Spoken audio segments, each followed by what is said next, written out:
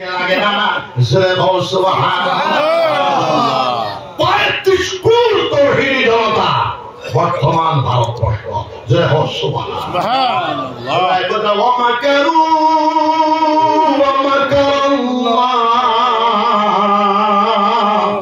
ওয়াল্লাহু খায়রুল মাকিরিন ষড়যন্ত্রকারীরা ষড়যন্ত্র করো বিশ্বপ্রভুর মহাপ্রকৌশলের সামনে ষড়যন্ত্রকারীদের ফেরতবাজি হাওয়ার সাথে মেলাইয়া যাবে জোরে বল সুবহানাল্লাহ কিন্তু যদি ভারতের মুসলমানে আমার দাদা পীর সাহেবের ফলসফা জমিয়তের ফলসফা মাইতা আজ আমরা 82 করোড় হইতাম ভারতবর্ষের প্রাইম মিনিস্টার মুসলমান হইতো জোরে বল সুবহানাল্লাহ সকেদি ছায়া বুকেদি ছায়া কথা কইবার কোন বেখার হিম্মত হইতো না এরপরে দাদা পীর সাহেব সিলেটে ব্যস্ত হইছেন দারোগাবাড়ি আমার মানুষে দেখাইছেন তাহজুদের সময় হজার হইছেন হজার হয়ে বসেন লেখ লো কলম लो कागज लो लिख लो हिंदुस्तान तकसीम हो जाएगा 9 अहले बातिल के राय बन गया है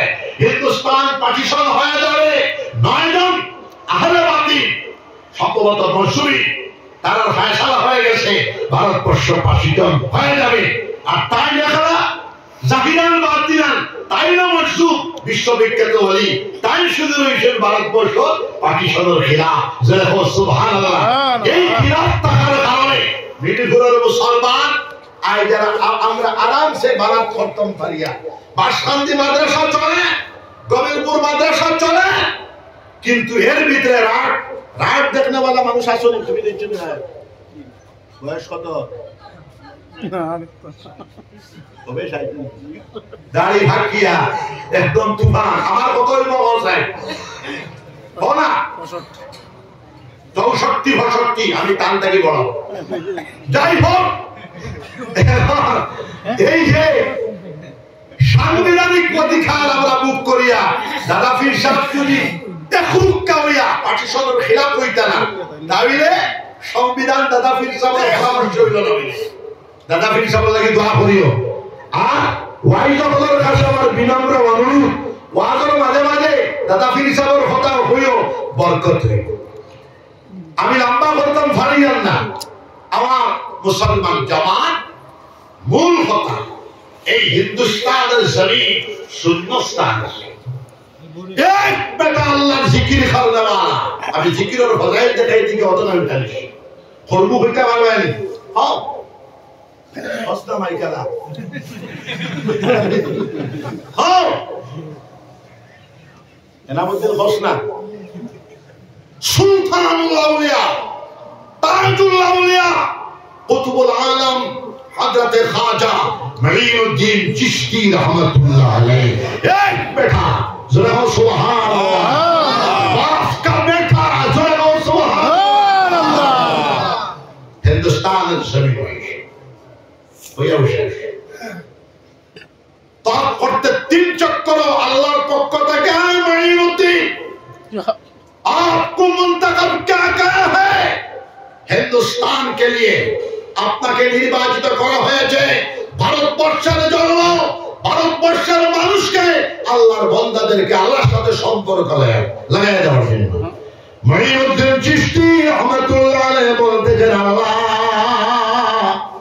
ভারতবর্ষের ভৌগোলিক পরিচিতি রাস্তার পরিচিতি আমার নাই আবার আওয়াজ এসে মঈনুদ্দিন आप मुराकिब हो जाओ इस्तेगारा करो पूरा 1 বছর ইস্তেগারা মুরাকাবা করিয়া ভারতবর্ষের ভৌগোলিক পরিচিতি রাস্তার পরিচিতি নসিব হয়ে গেল পাইলাইলা এরপরে হইলা আমি জীবন চিল্লার জন্য যাব আর কোনদিন ঘুরে আসব না 1000 উলামা আউলিয়া বলার মুলাকাত করিয়া সব শেষে মাহবুব সুবহানী কুতুবে সন্ধানী হযরত শাহ আব্দুল কাদের জিলানী রাহমাতুল্লাহ আলাইহি খানকা শরীফের মধ্যে আইলা আয়াল হযরত আপনি আমার যদিও পীর মুর্শিদ না আমার বয়সে বড় আপনি আর বেশক এই জামানার কুতুবুল আলম আমার লাগি দোয়া করে দেখো আমার আল্লাহ আমার হুকুম অনুসারে ভারতে যাইতাম আব্দুল কাদের জিলানী রাহমাতুল্লাহ আলাইহি মঈনুদ্দিন আপনি আমার খানকা শরীফ কিছুদিন থাকুন আব্দুল কাদের জিলানী রাহমাতুল্লাহ আলাইহি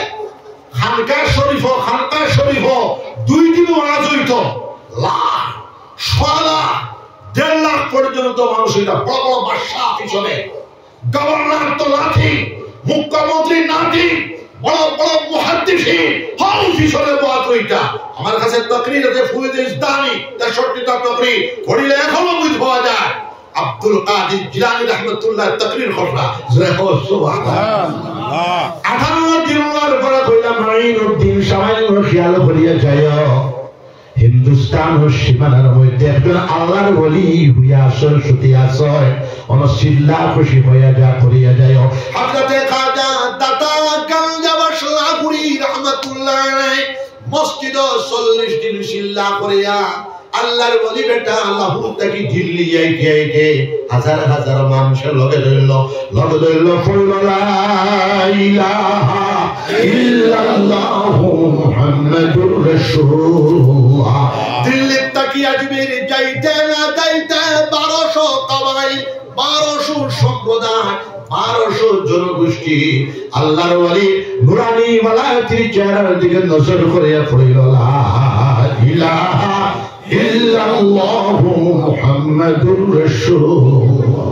পিতরাজের মা দেখছে একজন ফকির মুসলমানের দরবেশ আইবা, পিতরাজে বেয়াদবি করব তার রাজত্ব চুরমার হয়ে যাবে। মা ফুয়ারে তাকে বলছেন আরে আমি স্বপ্নে দেখছি মুসলমানের একজন দরবেশ আইবা, তুমি বেয়াদবি করবে আর তোর রাজত্ব হাওয়ার সাথে মিশে যাবে। কিন্তু শয়তান তো শয়তানু, মোহাম্মদ গুরি এর আগে 3 বার ফেল নাকাম। মোহাম্মদ গুরি বলেছিল আমি ভারতবর্ষের দিকে আসবো না, পাকিস্তান চলে গেছেন। আল্লাহর ওলি বেটা যে জায়গা বই ওলি আল্লাহকে বেয়াদবি করিও না। আল্লাহর ওলি বেটা যে জায়গা বই পিতরাজি উঠায় দে, যে জায়গা বই পিতরাজি উঠায় দে। 3 বার উঠায় দেওয়ার পরে বলে পিতরাজ তোরে আমি ইসলামী সিপাহীর কাছে সুপর্দ করে দিলাম, তারা তোর দেশে আসবে, তোর 2 খানা হাত বদলে 2 খানা পা বদলে তোকে কুঠার সাথে বেঁধে রাখবে। জোরে বলুন সুবহানাল্লাহ। মোহাম্মদ গুরি আগর বাদশাহ হল আল্লাহর ওলি আসলা, আগর বাদশাহ হল হাফিজে কোরআন মুহাদ্দিস আসলা। মোহাম্মদ গুরি আল্লাহর ওলি তাহজ্জুদের নামাজ পড়িয়া ফজর আগে হরুমুর ঘুমোকে শুনে খাবে দেখয় হিন্দুস্তানের জমিন থেকে একজন আল্লাহর বলে বলে মোহাম্মদ গুরি অধিসত্তর ভারতবর্ষে তুমি আও, ভারতের বাদশাহী রাজত্ব সুলতানত আল্লাহর হুকুমে তোমারে আমি সমঝাইয়া দিলাম। মোহাম্মদ গুরি ফজরের নামাজ পড়িয়া শুনলে সামন্তর লগে মশওয়ারা বাইলা আল্লাহর বলে ডাকিতরা ভারতের রাজত্ব সমঝাইয়া দিলা, তুমি জানি কি তা হবে। চলো কোয়া 1 বছর তৈয়ারি লইয়া দিল্লি পর্যন্ত বেলার কাউ দিল্লি থেকে আজমির যাইতে না যাইতে তারাই না ময়দান। আগেকার ইতিহাসও আসলো, এর কিন্তু ইতিহাস নাই, বদলাইয়া সমাজ বিদ্যা। যাই হোক ইতিহাসে লেখা আছে তারাই না ময়দান। মোহাম্মদ গুরি পিতৃরাজের যুদ্ধ হয়েছিল, মোহাম্মদ গুরি পিতৃরাজের হাঁটু গাড়িয়ে বসাইয়া দিয়েছিলেন, 2 হাত বান্ধিছেন, 2 পা বান্ধিছেন, উঠার লগে বান্ধিয়া বসেছেন। এই অঞ্চলে কোনো আল্লাহর বলে বাস আসেনি, সবাই হয়েছে জিও ইরানের দিক থেকে এইসব একজন আল্লাহর ওলি ডেইলি হাজার হাজার মানুষে পড়তেছে লা ইলাহা ইল্লাল্লাহ, লা ইলাহা ইল্লাল্লাহ, লা ইলাহা ইল্লাল্লাহ মুহাম্মাদুর রাসূলুল্লাহ। মোহাম্মদ গুরি বলে হযরতের খিদমত আমার হয়ে যাও। হযরতের খিদমত কে চারার দিকে নজর করিয়া কইলা আমি যে আল্লাহর ওলির খানে দেখি তো বলি আল্লাহর ওলি বেটা মাথা তুলিয়া কইলা মোহাম্মদ গুরি তোমারে আমি আল্লাহর হুকুমে এনেছি, যাও রে ভারতের বাদশাহী রাজত্ব সমঝাইয়া দিলাম। মোহাম্মদ গুরি উত্তর প্রদেশের দিকে গেলা, যোগী আদিত্যনাথের স্টেট গেলা বিজয়, মোদির স্টেট গুজরাটের দিকে গেলা বিজয়, দক্ষিণ ভারতের দিকে গেলা বিজয়, বঙ্গের দিকে গেলা বিজয়, সারা ভারতবর্ষ বিজয় ডঙ্গা বাজাইয়া মোহাম্মদ গুরির গোলাম কুতুবউদ্দিন আইবক মোহাম্মদ গুরির গোলাম গোলামরে আজাদ করে দিয়া নিজ কন্যারে বিবাহ দিয়া হিন্দুস্তানের জানিশীল বানায়া মোহাম্মদ গুরি কাজাকিস্তানের দিকে রওনা দিলা। জোরে হো সুবহানাল্লাহ। আর আল্লাহর ওলি বেটা সারা নামাজ পড়ে তাকবীরের নামাজ সারা রাত খালি কলিমার জিকির, জিকিরের বরকত। লা ইলাহা ইল্লাল্লাহ, জোরে লা ইলাহা ইল্লাল্লাহ, লা ইলাহা ইল্লাল্লাহ। জিকির করো মনার খালদ আর দোয়া করো মুরাকাবা করো।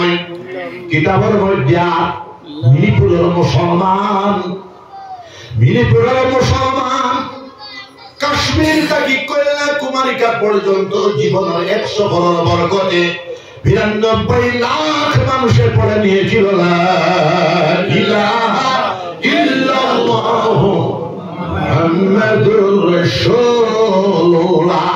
বাংলার জমিনে 100 বছর বরকতে 7 লাখ মানুষের পড়ে নিয়েছিল লা ইলাহা ইল্লাল্লাহ মুহাম্মাদুর রাসূলুল্লাহ। শুধু মুসলমান হয়েছিল না, হযরতের দোয়ার বরকতে কুতুবউদ্দিন আইবক তাকিয়া জীবদ্দশায় মুসলমান রাজত্ব আরম্ভ হয়ে গেল।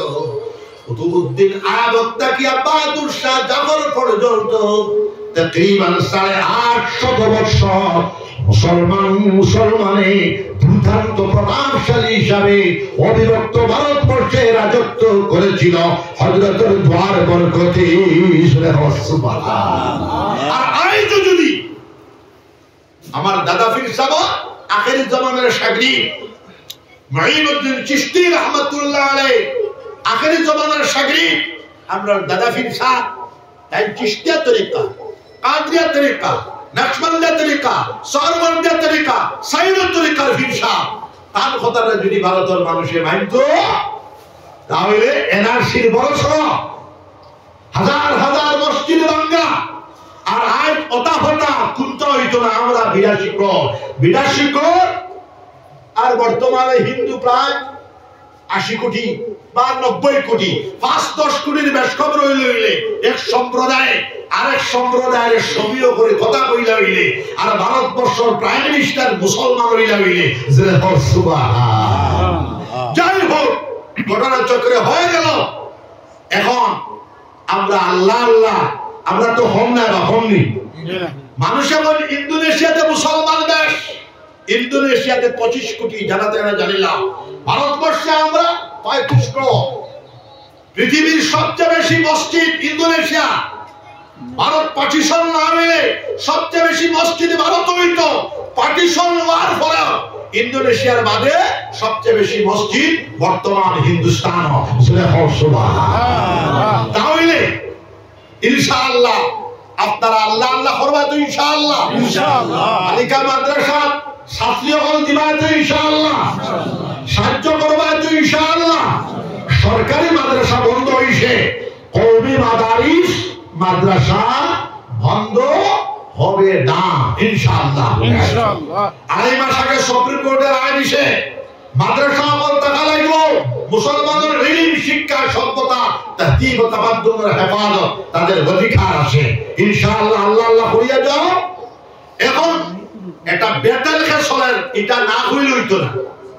অক্ষ সম্পত্তি অধিগ্রহণ, অভিন্ন দেওয়ানি আইন, তো আমরা দোয়া করতাম শুধু মুসলিম পার্সোনাল ল আছে এটা না, মুসলিম পার্সোনাল ল আছে, হিন্দু পার্সোনাল ল আছে, খ্রিস্টান পার্সোনাল ল আছে, ইহুদি পার্সোনাল ল আছে, বুদ্ধ পার্সোনাল ল আছে, শিখ পার্সোনাল ল আছে, ট্রাইবাল পার্সোনাল ল আছে, জৈন পার্সোনাল ল আছে।